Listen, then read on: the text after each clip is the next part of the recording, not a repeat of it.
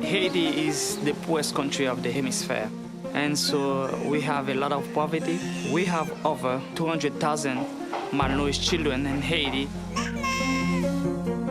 Haiti's been left out of basically the last half of the 20th century. I mean, it is really, really almost 100 years ago here. The people don't have enough money to buy food, good food for their children. No infrastructure, no electricity, no water. You push the rock uphill and 3 rocks come down. How can we make it so that these people do not need to be rescued all the time? How can we give them education and self-reliance and self-esteem? Only with development. But it turns out that development is much harder work than rescue, and that many, many, many of the organizations whose names you would recognize are mainly doing rescue.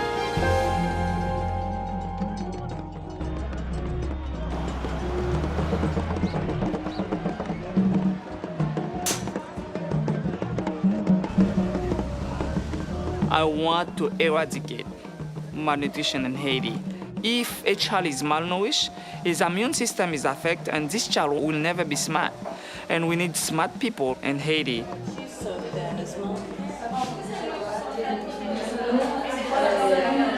He's very malnourished. See, look at his arm. He's 12 months old, and I'm guessing that he weighs 11 pounds, maybe, something like that. The nutritional needs in Haiti span the entire population. Every member of the family isn't finding what they need.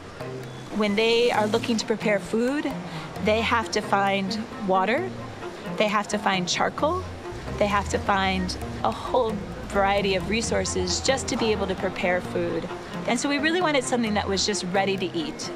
Medicamamba is peanuts, powdered milk, sugar, oil, vitamins, and minerals, and it is the very best thing for malnutrition in the world.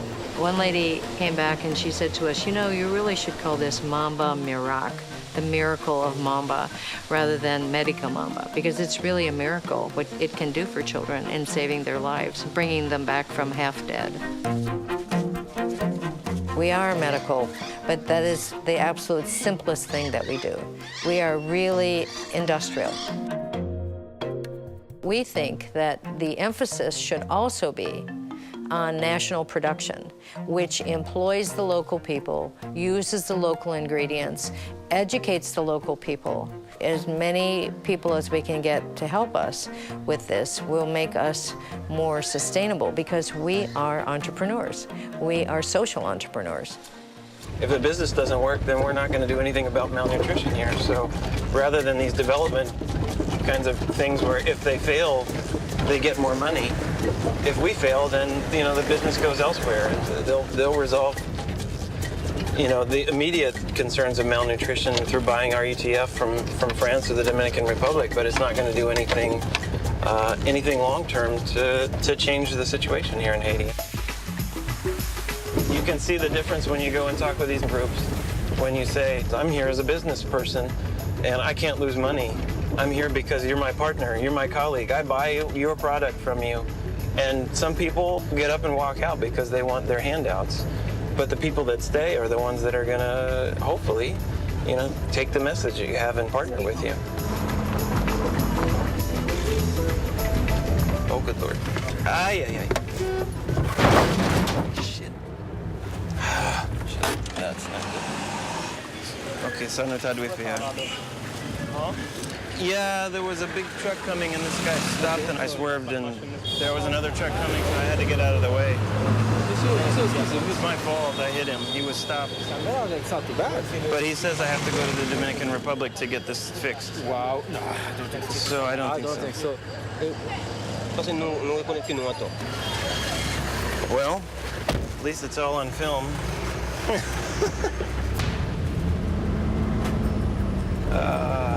So let's talk about peanuts, huh? I used to buy my peanut in the free market.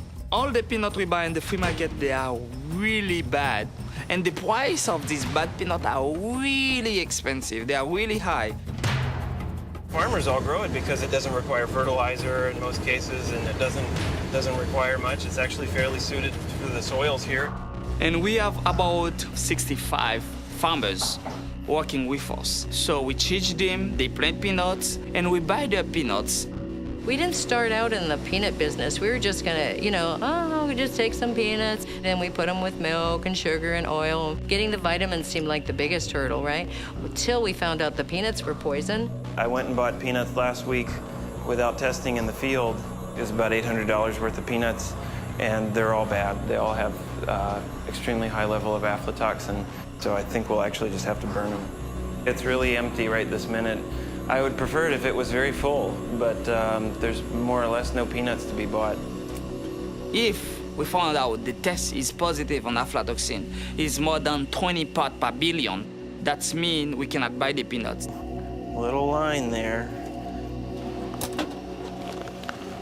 You can't make products for starving, malnourished, unhealthy children with bad peanuts. When we figured out that the peanuts were all contaminated with aflatoxin, we had to either stop completely or figure out a solution. More poison. The sad thing is each of those tests cost about $7. Each time you do it is about $7. Win some, lose some. So the long-term solution is to help the farmers grow peanuts that are not contaminated with aflatoxin. They've never had any training in peanut planting. It's just what they saw other people doing when they were 12 years old and started planting seeds. This is just terrible land to be planting peanuts on. This is a gravel riverbed. I mean, this would be like a parking lot in the United States.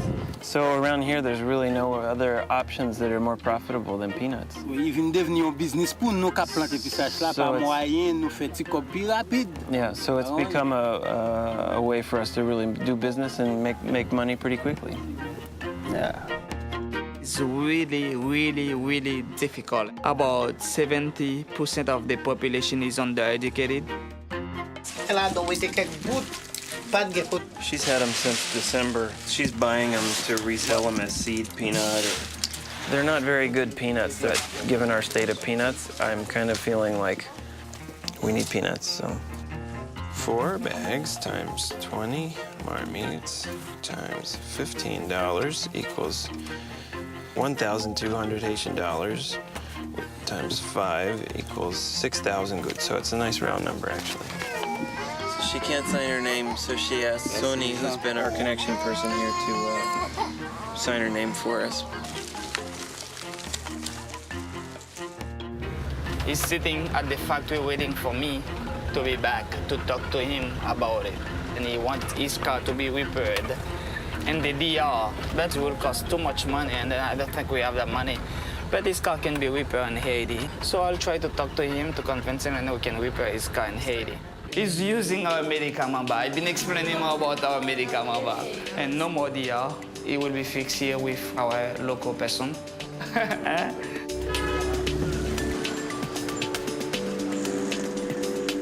We're really trying to tell 3 stories. There's the story about feeding malnourished children and breaking that cycle of malnutrition. But there's also the story of the farmer who's out here trying to grow peanuts, and God knows it might be his kid that's going to the malnutrition clinic. And then there's the final story that we forget to tell, is the story of all these people that work at our factory who not only are getting employment, but are learning how to manage a real business. When we educate a certain group of Haitian farmers, they talk to other Haitian farmers. When we educate a certain group of employees, they talk to other people in Haiti. And I think better than rescue, rescue is important, but it doesn't lead to anything except more rescue. That, to me, is the biggest difference about MFK, is that there's no reason for us to continue to operate if we just lose money all the time. Why not just grow peanuts in Georgia? They do it really well and cheap, but it's never going to break the real poverty cycle that creates the malnutrition. I mean, we can treat it with RUTF, but we can't stop it. And I think it's, ambitious, but why not?